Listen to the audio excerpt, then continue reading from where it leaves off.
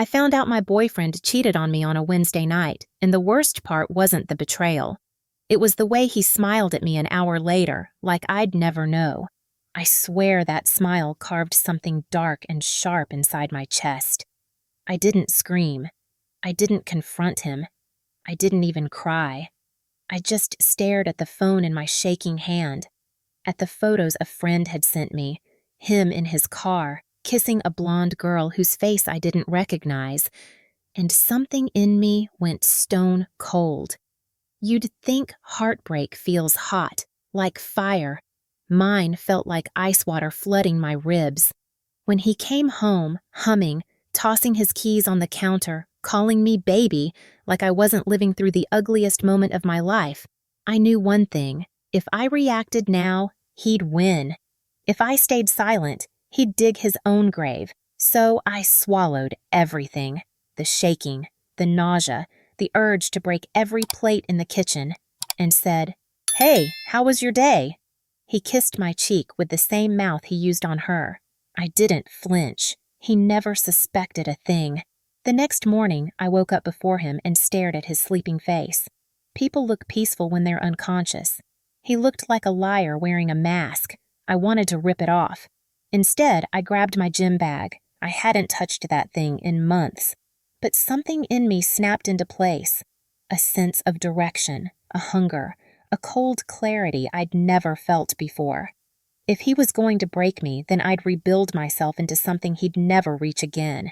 Not through yelling, not through revenge pranks, through transformation, through silence. The gym became my second home. At first, I could barely run 10 minutes without gasping, but pain had momentum. Every mile made me remember him pushing some girl's hair back. Every weight lifted made me hear his fake laugh. Every drop of sweat felt like a piece of him leaving my body. Within weeks, I was waking up early, eating clean, studying new skills, working harder at my job. People started noticing. My coworkers asked if I was glowing. Strangers held doors for me with a different kind of stare. Even my mom said I looked stronger, different. But I still didn't say a word to him. When he lied about working late, I nodded. When he turned his phone upside down, I smiled. When he claimed I was getting prettier for no reason, I kissed his cheek. I never once slipped. He thought he was getting away with it. He had no idea I was watching him lose me inch by inch. Then came the night everything cracked open. He came home drunk, reeking of cheap perfume and trying to act normal, but he wasn't subtle. He kept rambling about some work drinks. I could see her lipstick smeared faintly on his collar. "Honey, you listening?" he asked. I looked up slowly, letting my silence drip between us. He shifted, uneasy. Maybe for the first time, he sensed I wasn't the version of me he remembered. But he still thought he was safe, still thought I was clueless. 2 weeks later, Karma walked straight into his life wearing heels. I didn't even have to lift a finger. His affair, the girl, showed up at his workplace screaming at him in the parking lot. I wasn't there, but I didn't need to be. His coworkers filmed it. Even his boss heard every word. Turns out he'd lied to her too. He'd told her I was just a roommate. She shouted everything he'd told her, everything he'd done, everything he'd promised, in front of everyone. He got suspended. She got escorted out. His ego got publicly shredded. And the video? Oh, the video went around faster than wildfire in dry brush. He came home pale, sweating, shaking. For the first time in months, he wasn't the confident, smirking man who cheated. He looked small, like he finally understood he wasn't untouchable. "Babe, can we talk?" he whispered, voice cracking. I kept folding laundry.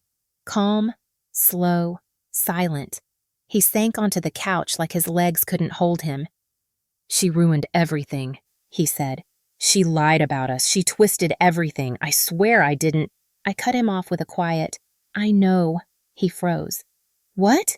I finally looked him in the eyes, really looked. And I think he knew right then that the version of me he had power over was dead. "I know everything," I said softly. "I've known for months." His face collapsed, not from guilt, from fear. "Why, Why didn't you say anything? I stood up, feeling taller than I ever had. Because I wanted to see who you'd become when you thought no one was watching. He reached for my hand. I stepped back. He looked like he'd been shot. Wait, please, we can fix this. We can... No, I said simply. You already destroyed it. And now you get to live with what you built. He followed me as I packed, begging, promising, swearing. He cried so hard he could barely breathe, but I felt nothing. No rage, no heartbreak, just release. When I closed the door behind me, I swear the air outside tasted like freedom. The real justice came weeks later. He lost his job for violating workplace conduct. The girl exposed even more lies online. People stopped trusting him. Friends drifted. His reputation cracked like glass dropped from a rooftop. His ego, that massive, fragile thing he worshipped, collapsed under its own weight. He texted me long paragraphs, apologies, regrets, desperate promises. I never replied, because sometimes karma doesn't need fire or fury. Sometimes it just needs silence. Silence, and time, and a man foolish enough to think he'll never face consequences. I moved into a small apartment overlooking the river, my body stronger, my mind sharper. My heart healed, not because of him, but despite him. And every morning when I lace my shoes and run past the water, I think about the girl I was. Soft, trusting, small. She died the night he betrayed her. But the woman who replaced her? She's untouchable,